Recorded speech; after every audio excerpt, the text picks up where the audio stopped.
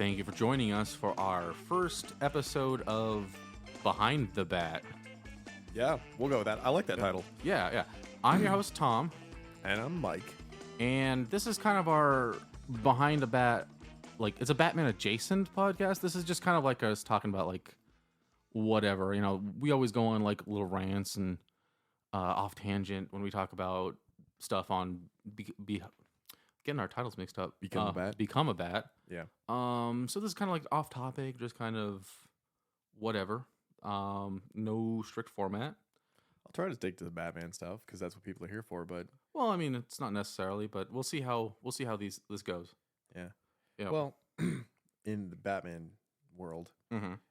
obviously we just watched the trailer for The Doom That Came to Gotham, the Mhm. adaptation of the Mike Mignola Batman story. It looks pretty good. Looks promising. Yeah. So- I haven't read the original Doom that came to Doom that came to Gotham. You should check it out. You can read it on the DC Infinite app. It's a lot easier than trying to track that stupid thing down. Mm. It's hard to find. I Yeah. owned it all at one point, and I ended up selling all 3 volumes because they're prestige format books Ooh, for like $50 a pop. damn. Yeah, and it's only 3 issues. I have a first printing of Gotham by Gaslight. Don't you have the first printings of Dark Knight Returns too? I Or is ha- it Dark Knight Strikes Again? I have. Well, you could find that anywhere. I don't know if I For swear I had the first printings of Dark Knight Returns in prestige format books. for Dark Knight Returns, I have 3 out of 4 issues. Okay. I don't remember which ones are first printings, which ones are not. Like one of them I picked up at Bookman's in 2008 or something like that, forever ago. Another one I picked up pretty recently at Dreadnought, and I don't remember what's first, what's third. I just kind of picked up whatever because I wanted that. If one of them that you have is from me, it's a first. But I don't remember which No. one it was that I had. No, I think I got them all at either Bookman's and Dreadnought. Weird. Yeah. I thought I had them all, but I guess not. And I have a first edition of first printing of Killing Joke. Yeah, I know you have that Yeah, one. and The Man Who Laughs. Mm-hmm. Killing Joke I got for stupid cheap at half price books. Yeah, Before it was crazy, everybody super wanted it. I wish I still had some of those books that I used to have. You've got some of them still, but some Yeah. of them I kept and then I eventually gave away to someone else or I Mhm. sold later or whatever. But Yeah, I either regret selling way, a lot of the graphic novels. the graphic novels aren't so important because they keep re-releasing them they over do. and over and over. Yeah, And those first printings are probably worth a little bit more, but most people don't care. nah, I just having them. No. The main reason I would buy a first printing over a second or third printing is for the paper. Because I like the paper and I like the matte Mm-hmm. paper rather than the gloss paper. Yeah, the gloss paper gets kind of annoying, especially when you get a Yeah. light above you and it's it glares. I get that it will last longer, Mm-hmm. but I like the feel and look of matte paper better. Yeah, So, yeah. but also we have the Flash movie coming out, which neither of us are really all that excited for. But I am still excited to see Michael Keaton as Batman and Ben Affleck because I actually love Ben Affleck as Batman. Yeah, I was So, I was I never. could care less about the Flash in the Flash movie, but Yeah, I have very mixed feelings on Ezra Miller as a whole. But yeah, it's nice. I was never against Michael Keaton coming back no. as Batman. It's just their original plan of bringing him back and then making him the mainline Batman That's stupid. was dumb. And my thoughts were they should bring him back and do a Batman Beyond. Yeah. And then it turns out that was in the cars at one point, and now Not canceled. anymore. Yeah. So I don't know. I think this movie's gonna be. I don't know if I'll watch it day one. I still haven't even seen Black Adam. I'm not going to see it day one, but I Yeah. will see it in theaters just to support the DC brand. But I don't and know. Batman. No matter what, no matter how much money it makes, they're not going to bring Ezra Miller back to be the Flash again. You know what? I know you said something about this. there but was a week or two ago. They said that Miller's rehabilitation is going well, and they're probably gonna bring him back. Don't do it. I don't know. Just recast. If you're going to recast everybody else, including the 2 most popular actors of your entire franchise, Mhm. don't bring him back. Yeah, I feel with this whole James Gunn running the DC movies thing, he should just if you're gonna torch Henry Cavill, excuse me, Yeah, if you're torching Henry Cavill, torch them all. yeah, just do it all, just all in one, just make it a nice 'Cause- clean break. Come I know. on, Like, I understand. Don't get me wrong. I understand why people don't like the Zack Snyder movies. I really do. But I love them because I'm a comic book fan, like a big comic book fan, and like a big Batman fan, and a big multiverse and Elseworlds fan. If you love all that crap, there's really no way you can't love those movies because it's not trying to say it's the ultimate version of Superman or Batman. It's trying to say this is Zack Snyder's version. Yeah, yeah, and I think I don't know the exact quote, but I remember when they were filming BVS or Justice League. Yeah. He said like, "Hey, we only have these characters for so long. We're so lucky. We're lucky to have them. Yeah. Let's do them our way, and then they hand them off to whoever." Right. So like, if he's super lucky, by the way. Like, Yeah. how many other directors have had the opportunity to use all of those characters at once? yeah, None. yeah, it's like what we had was really special, and if it wasn't for everything that went on between him and WB, Yeah. we would be in a better place by now anyway. He would have been able to finish his like 5 movies. He would have handed like someone else would be running it, and they'd have like a nice reboot. Right. It wasn't really meant to be like a whole gigantic cinematic universe like Marvel. I know. I think that's the problem, though. People thought that, like, oh no, this is going to be our Batman forever now. Yeah. And it's like, no, actually, it's just another artist's interpretation, just like every other reboot of the movies we've ever seen. Yeah. So just let it ride out, and when it's done, we'll reboot it. Just like the Tim Burton movies, they ended on Batman and Robin, which is not where we wanted it to end, but it's still happened. It's done. Yeah. But like, now that we're in this like whole cancel culture thing, we can't even get a complete trilogy out of an amazing director with a really good like artistic vision. I don't really see how cancel culture went into Oh, this. because people hate Zack Snyder. He's got a lot of haters. Well, he's definitely got a lot of haters. That's when WB first started like doubting their decisions. Yeah, that one was because they really looked at people online on Twitter. Yeah, and people were like, fuck this movie. Yeah, blah, a blah, blah. lot of the critics. Yeah, but like looking at it on paper, how much money they made. They made a lot of money. They made a ton of money. Like and Batman, Man of Steel, like has, like one of I think Man of Steel or Batman vs Superman. I think Batman vs Superman. It's like one of the highest selling like 4K Blu-ray movies ever. Yeah. Man of Steel is one of the highest selling Blu-rays. Yeah. And then, like it was for a long time. It was like in the top 10. That's the thing. Like they're good movies. I don't care what anyone has to say. They're good movies. Yeah, they may not be perfect movies. But they're still really good at what they're trying to do, and they stick with you after you watch them. Like we're still arguing about it to this day. Yeah, like so many other comic book movies, like every Marvel movie, I forget I watch them, and I'm like, oh yeah, like I keep forgetting they make a third Captain America film. Yeah, like I'm like, did they make a third one? I always think it's like Winter Soldier and then Civil War was like an Avengers or something, and it pretty much was. It pretty much was. I mean, it introduced freaking Spider-Man in the Captain America movie. Yeah, and it's just like you remember like little moments or like reveals or whatever, but you don't remember like the movie. They don't really have anything to say. Yeah, the only time I would disagree with that is like with the Black Panther movies. I think those movies have something to say. Yeah, those I haven't seen part 2 yet. It's better than part 1.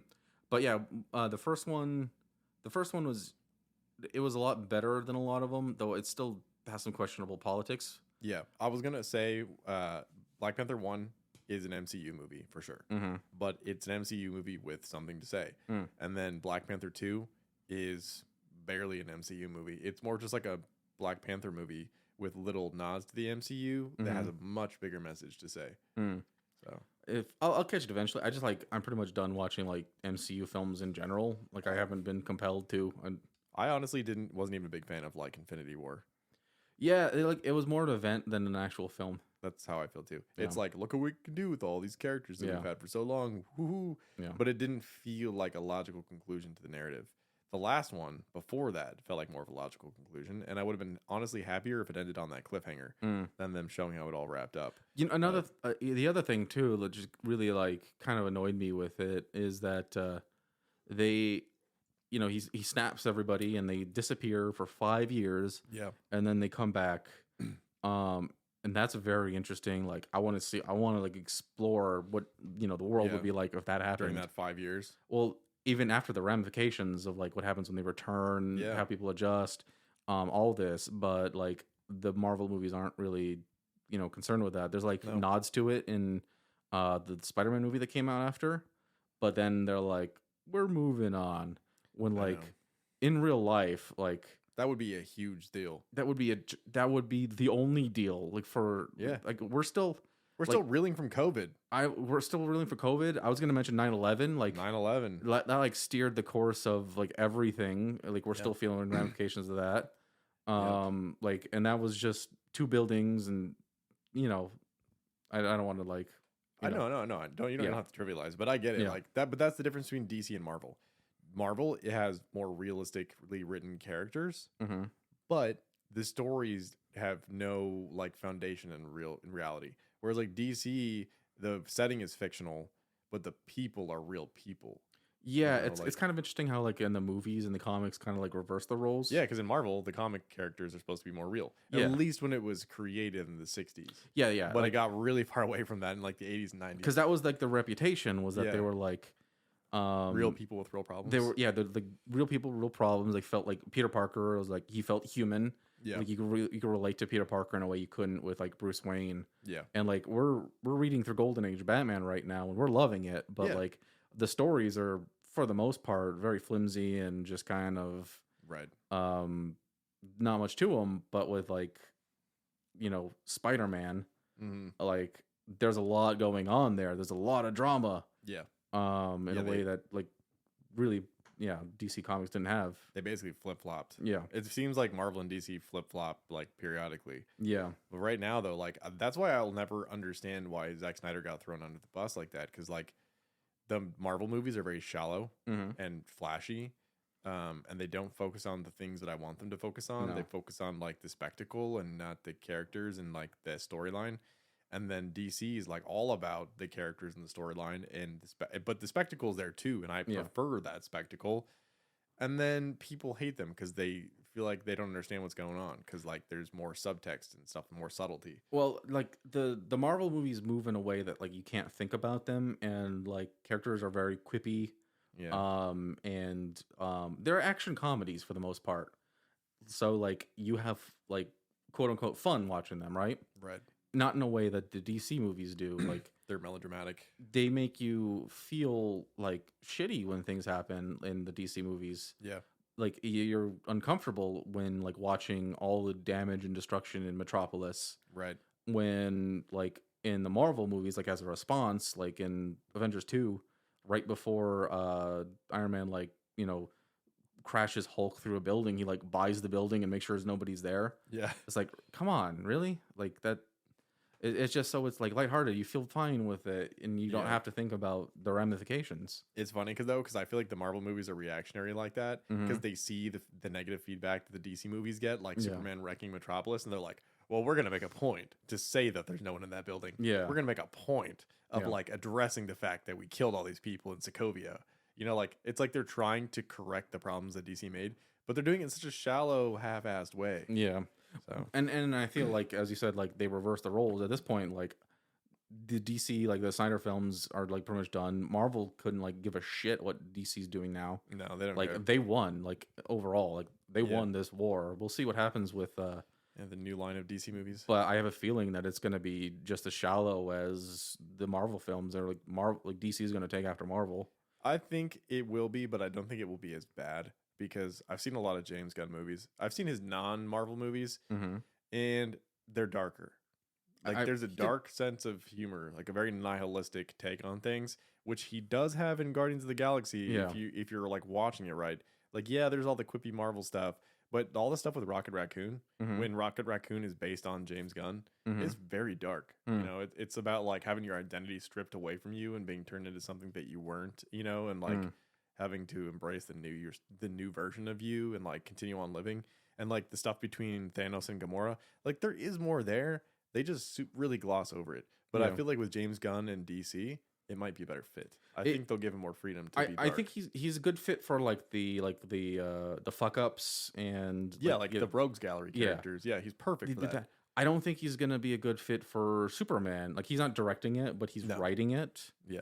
And I know like, a director comes in and they're going to bring in their own feel, but like, the writing, the script is going to be the basis. I'm sure he'll write it and then they'll bring in another writer to rewrite it so that it's like a co-written thing. That happens a lot. Like even with Dawn of the Dead, like, James Gunn's credited as writing the script, but like he wrote an early draft. And then when, he left or got fired or whatever before Snyder joined in, and then Snyder had somebody like rewrite a good like most of it. Yeah. So And it's a good movie. yeah, oh yeah, Dawn of the Dead. I need to pick up that 4K. But yeah, I feel like I have faith that James Gunn will steer the DC universe in a direction that the general public will like more. But I don't have faith that he'll steer it in a direction that I will like more. Yeah, yeah. I mean, if that happens, fine, whatever. Yeah. I'll keep an open mind. We'll see. Like, there's nothing. We don't have any news from it yet. And I think going back to like the Flash and they said like they're gonna keep him. I think also one of the reasons why they said that is because they have a lot of money riding on this Flash movie, and they're not going to say we fired this guy before the movie even comes out. Yeah. So they have to kind of like do the song and dance, like, we might do more sequels. We'll see. I feel like it's a PR thing. Yeah. And then if the movie comes out and it does well, they'll figure out where to go from there. If it comes out and people are like, oh my God, Batman is the shit, they'll be like, cool, Batman 3 with Michael Keaton as the main actor, you know? And if you never know, like they might throw him a ton of money and be like, you're our new Robert Downey Jr. We're going to make a couple more Batman movies with you. Or if the Flash does really well and people are like, oh my God, the Flash is amazing, they'll be like, okay, Flash 2. Yeah. You know? I mean, I have a feeling that they have made their decision, and they're just what they're saying right now is not going to be like the reality. I think regardless of how it pans out. Yeah, it's Hollywood though. They'll make a decision and then they'll change their mind. Yeah. And then they'll make another decision and then they'll change their mind. And then you know what? Like hands change, directors change. Yeah. And then like who knows, 20 years from now, they'll be like, we had a really good thing going, and then Ben Affleck will be Batman in his 70s. Can we get a Dark Knight Returns adaptation with Ben Affleck? Yeah, that would be amazing. I would love that. Yeah. A direct adaptation. No free crap. Do it exactly like the book. I mean, I really like the way in Batman vs Superman that they took bits and pieces and they kind of reversed the roles. Yeah. Because even in like with Dark Knight Returns in the book, you know, obviously Batman is our hero, who's our viewpoint. And Superman, he's, you know, establishment. He's literally the pawn of Ronald Reagan. Government Boy Scout. Exactly. Yeah. So like when they did Batman vs Superman, the roles reversed. Yeah. And Batman is the villain, like unambiguously the villain, but he's a redeemable one. Yeah. So I really liked that. I did too. I love that they do that with those adaptations. But if they're going to do an adaptation of a specific story, just do it right. Yeah. We've already got all those animated movies, which take a lot of creative liberties. If you're going to do live action versions, like try to make them a little closer. Yeah, actually, although some of my favorite of those like animated ones are the Dark Knight Returns two-parters. I think that one. I think that's the best one. Yeah, I would agree. That one, Year One, and honestly, I know a lot of people hate it, but I like the Killing Joke one too. Okay. So when we saw that one in theaters, yeah, and I liked it when we watched it, but like I have this thing where like I go see a movie, and it's like the Nicole Kidman, like, you know, the thing, like everything's just magical seeing a movie. So I can see a movie I hate, and then I see it in theaters, and I just love it because I'm at the theater. Yeah, and it's the whole experience. It hits differently. Yeah, but like later on, I will be like, oh man, no. Like when I like process it, and That's like, that one, I don't know. Yeah, the new stuff they added was just bad. If anything, I'm like the opposite. I'll see a movie in theaters and I'll like it, but I'll feel kind of like empty inside because the spectacle is like too much, and I'll be like, I need to wait till this comes out so I can watch the home video. And then sometimes I go see a movie, like I think I saw Batman v Superman in theaters like 4 or 5 times. Yeah, I saw as much. A lot. Yeah. Like, and I saw it at like the Dollar Theater. I saw it at the Drive-In. I saw it at AMC Prime. I saw it at the normal AMC. Yeah. Just to try to IMAX to try to get like every version of it. And in theaters, I watched it, and I liked it, but I felt like I was missing something. And then when I saw it on streaming and on Blu-ray and stuff, like in repeated viewings afterwards, I was like, yeah, I love this movie. I don't know what kept me from loving it as much in theaters. It was the Ultimate Edition, probably. Exactly. That extra. That's what it was. It was missing things. And I think we had this conversation about it where we were like, Superman wouldn't do that. Superman wouldn't just like fly off and leave these people panicking from this explosion. He would like try to defend himself or explain the situation. And like every little nitpick like that we had from the theatrical version was addressed in the director's cut. Yeah. Which is insane. Though I do think there are some things I do kind of like from the director's cut. Like, I mean, the theatrical, like the theatrical is a little more ambiguous in certain spots. Yeah. Which I think kind of makes it a little bit more interesting. More suspenseful. Because in the director's cut, the ultimate cut, Lex Luthor is like directly responsible for everything. Yeah. While like the thing like the African woman, Yeah. like in the theatrical cut, she is like a pure victim.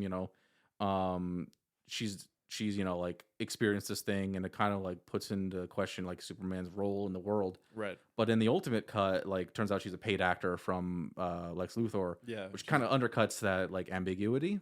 It does, but if that was the first version we saw, Yeah, we wouldn't feel that way about it. no, not at all. Yeah. So I do think the way just like snipping just tiny little things like makes movie entirely different. It is kind of crazy how that happens. Yeah. Like just look at the Justice League versus the Justice League. Yeah, that is just That is night and day different. that is a hit piece. That's crazy to me. Yeah. That is Yeah. just going on your way to like defile artwork. I know. Watch, this Flash movie is going to come out and people are going to hate it or love it. And then there's going to be like a director's cut, with like a bunch of crap that they cut out of it. They already straight up admitted they cut out Henry Cavill and Gal Gadot. I know. Like, yeah, they're going to include all these references to like Christopher Reeve and George Reeve and Yeah. Michael Keaton and like all these other variations of these characters. But they're going to cut out the DCEU versions. Like, Yeah. what? yeah, it's nuts. Yeah, It boggles the mind. it does. Just go for it. At this point, you have nothing to lose. People are either going to love this movie or they're going to hate it to death. Just put everything in you possibly can. At least Yeah. that way you don't have to release another version of it later. Yeah, at this point I feel like maybe it'll be like a second like 9-hour cut. Whatever. I'll watch it. I'll watch it. I watch everything. Yeah, even if I say I'm gonna hate it. watch it, but like I'll definitely like there's a lot gonna be like kind of tainting the experience. Yeah. What could have been. That's how I felt when I watched Justice League in theaters too, though. I felt like a lot was changing the experience, but I Mhm. still could see the bare bones underneath that made it a good movie. Yeah. So Yeah. we'll see. We'll see where it goes. A lot to look forward to. Also, on the topic of Batman, I bought that beautiful ass Batman statue that doesn't come out until like June or July. Which one? You'll have to remind me. The one that's the perfect golden or perfect Bronze Age Batman and like that Jim Aparo, Neil Adams style. Okay, I think I remember you sending It's me that. huge. It's like 12 or 13 inches. It's the same size as this Batman over here on the desk. Ooh, how much did that set you back? I don't remember because when I bought it, it was with my last Target paycheck, so Mhm. I was getting paid like real well. Yeah. I want to say he was like $130 or something. Not that much. For statue? Yeah. But yeah, that he's big? gonna go over there, and then he'll go over there. Nice. You'll get a blue one on your side because all yours are black and gray, and all mine are blue and gray. Good, you notice good that? mention. I didn't. Oh, The only I see one that who's now, yeah. blue is the one that I moved up here by the Superman comic. Oh, huh. Yeah. It'd be interesting to get some of the black and white statues. You'd have to wonder where to put those. Yeah, on little wall shelves. Yeah.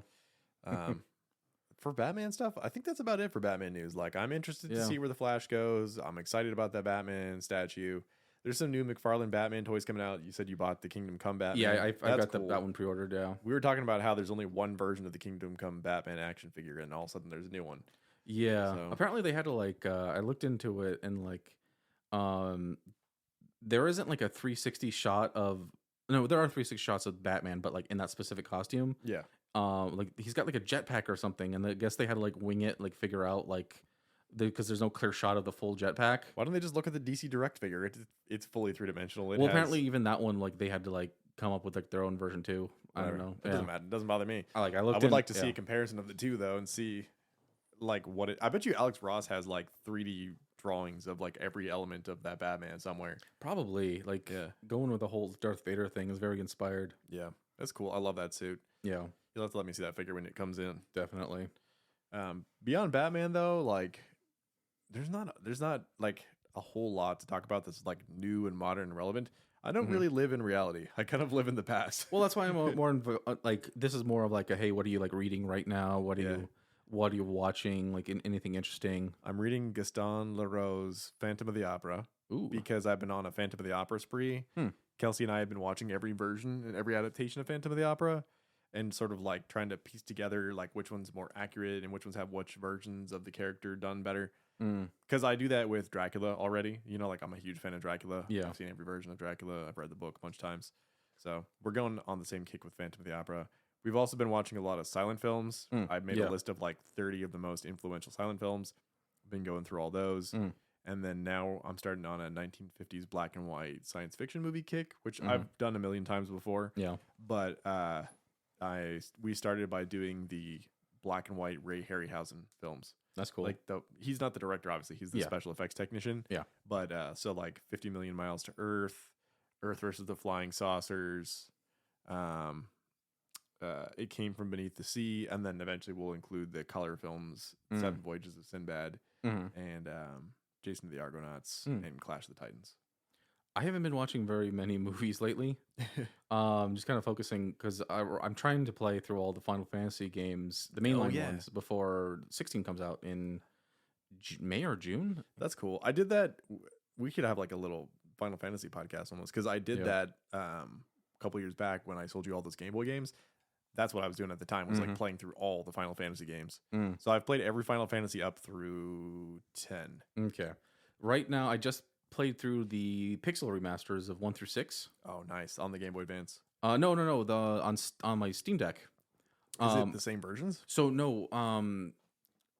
About not 2 years ago, but like over a year ago, they're the new updated versions of Final Fantasy 1 through 6. They're called the pixel remasters. Yeah. They're 2D. They kind of redrew all the sprites to make them look a little bit more modern. I mean, it's kind of like an idealized version of making them like for modern consoles, but like with the intents of like the original like creators kind of back in stock, back in like were the way they intended it. Were those the versions that they released on like iOS and stuff? Yeah, okay. Yeah. I know. What you're talking and they even took down like the crappy versions of 5 and 6 that were on there. Yeah. Because they were just awful with like this blurry like cartoon art. I don't know. It was really bad. So like they fixed them up. They got some quality of life things, like you can quick save anywhere. Nice. You can like auto battle. The music has been like rearranged and just sounds phenomenal. Awesome. So yeah, I played through 1 through 6. Like I played through 6 a bunch. Played 1 a bunch. I almost beat 4 at one point. So I got like really far into 4. Like that one I started and stopped like a few times. Yeah. So those, but 2, 3, and 5. This is like the first time I like sat and played through those. 2 is really underrated. I agree. That's got a lot going on there. It was like the first one with like an actual story, and they're kind of like still figuring things out as like game makers. It's got a very interesting battle style. 3, I really didn't like 3. Yeah, I think 2 should have had its own cartridge, and if anything, 3 and 2 should have been a combo instead of 1 and 2. Well, apparently on the GBA, the reason they did that, was because in like the late 90s, they re-released 1, basically all of them but 3 on the Wonder Swan. Okay. And then those were the basis for porting over the PlayStation versions. Weird. So that's why like 3 didn't get like a GBA version. Huh. And then like when they did, the DS came out, they did 3 as a 3D remake. Yeah, which is whatever, but yeah, it's not the same. But the 2D, like the remaster, like the pixel remaster of 3 is good. It's just as a whole, I just generally didn't like Final Fantasy 3. Yeah. 5 though, 5 was awesome. They like it's basically like 3 is kind of like a rough draft of like 5. Because you got the job system, but like they like figured a way to make it like really fun. Yeah. So by the end, like I got like all my characters like tricked out with like all their jobs. I gave them like specialties, and then I figured out the mime, like the secret mime job. What's the mime job? So it's a secret job. Basically, it lets you. He has one command. Well, you can choose all the commands. You know, like, so you don't even have to have fight. Like fight or item, like you can like make that optional. Yeah. So you can add in like your job commands from the other jobs, plus mimic, and mimic basically lets your character use the same action that the character before him used. Nice. Wow. With anything? With anything, and 0 penalty to MP. Shit, that's so ridiculously overpowered. Yeah, so like one character can cast Ultima, and then you can mimic it again. And it uses and then you can create a chain, so like everyone uses Ultima. It's really cool. That's ridiculous. Yeah. That's cool though. I like that. Yeah. So if like you have like if you have like a ninja, and you make them throw like a unique item like Excalibur, you can have the next character also throw Excalibur, even though they don't have it in their inventory. That's great. Yeah. So 5 is a really good one. That one has like the most replayability too, because like all the job system. 6 is a classic. I love 6. So everyone loves 6. Yeah. And now I'm on to 7. But everyone loves 7 too. my time playing 7, I mean, I've played 7th, I'm playing Yeah. through 7 through 12 on my Switch Yeah. because I already have them, and it's just easier to like go in and out between docked and TV than the Steam Deck is. 7, 8, 9, and 10 are the ones I've replayed the most. I'm like really looking forward to 8 but dreading it too. I can see that because 8's got a great storyline and great characters, but the gameplay's a little like disjointed compared to 7 Yeah. and 9 because 7 Yeah. and 9 are both fantastic. Yeah, 9 is a very like it's the comfiest Final Fantasy. Yeah, 9 is the most like the classic Final Fantasies of old, Yeah. especially after you have like 7 and 8, which are so different, and then 10, which is really different. Yeah, 9 is like a big throwback to the first Final Fantasy. I love 9 so much. Yeah, 9 is awesome. I don't want to say that 9's my favorite of the PlayStation games. I will say PlayStation that Final Fantasies, for me it is. but it is my favorite. Like, it's not my favorite characters, it's not my favorite storyline, but it's my favorite one of the games to play. Yeah. Overall, there's a lot to 9, which is just really lovable. There's a remake, rumors of a remake of that coming out. mm-hmm. So that would be cool. Yeah, They might as well remake 8 though, because 8 has just as big of a cult following as 7. I don't think it's just as big. I don't know. 8 might be the most divisive one. Really? Yeah, like For me, it is because it's when they took the jump into like fully like articulated full body characters, and it looks bad. I think it's just because like 8 came out after 7, and 7 is like a landmark moment in like video games period. Yeah, and then it's just like tough act to follow.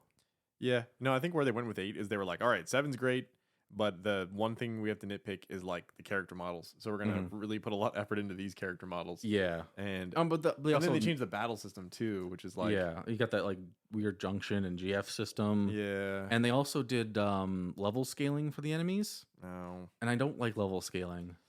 No, it just like makes it not fun to go because the whole point is like you go back and bigger and badder, and then you kick their asses. Yeah, so like, what's the point of even having a leveling system if the scrub rats are still? I know why they did it. They did it so that like casual players, like you level up at the same rate no matter what. Yeah. So you don't have people like you and me and Mitch and stuff who are like battling these final bosses and wiping the floor with them, and then people who are doing the same thing but just like stand no chance whatsoever because they didn't grind. Yeah, like I get the reasoning, but I don't know, it's just not as fun. Yeah, and then we don't want to 10 I played through like at least halfway through on my Switch before I got to some boss, and it's really good. It's just like other games came out and just kind of like. You have FF7 on your Switch? Yeah. Is it the port of the PS1 version? Yeah, so with the 7, 8, and 9, they remastered them. Oh, they did like this. Oh my god, I forgot about that. Well, I have a cartridge version of it, but I had to import it from like Japan. Yeah, I really want to replay 7. I can let you borrow my cartridge, but it's like it goes on sale a lot. If you see it on sale, just send me the link or something. But I really want to replay 7 because I started playing through the remake and I was like, this is cool, but it feels off. Oh, I love the remake. I'll finish it eventually, but I told myself I want to replay the original game before I get through the remake again, so I can appreciate it differently. Yeah, the remaster of the original is really good. You can click a button and like make things go 3 times faster. What? Yeah, because battles can get like slow, so you can just like speed it up. There's another button where you can just if you just like want to speed through the game and just be like fuck this. Yeah. It'll just like auto max your health and MP and give you just unlimited limit breaks. So you just burst through. You can just like say fuck this, and then that kind of takes a lot of like the fun out of the game. But at the same time, if you just want to beat it to get through the story, and then there's another button. It just turns off the random battles. Wow. But I mean they're just optional. You can just turn them on in the middle of the game, like whenever. So you're like running around. You're like, damn it, I'm sick of these battles. Off. Yeah. Really? Yeah. Damn. So that's nice for people who've already beaten the game a bunch of times. Yeah, I can let you borrow my cartridge. Like I'm playing. I bought them digitally. Yeah. But Square Enix does this weird thing where like some of the games they don't like release physical versions of.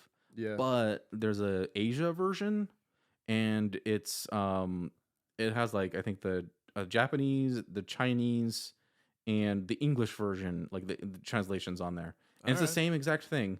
So like I just imported them from PlayAsia. So I have the cartridge for 7 and 8. I have the one that has like Dragon Quest 1 through and 3.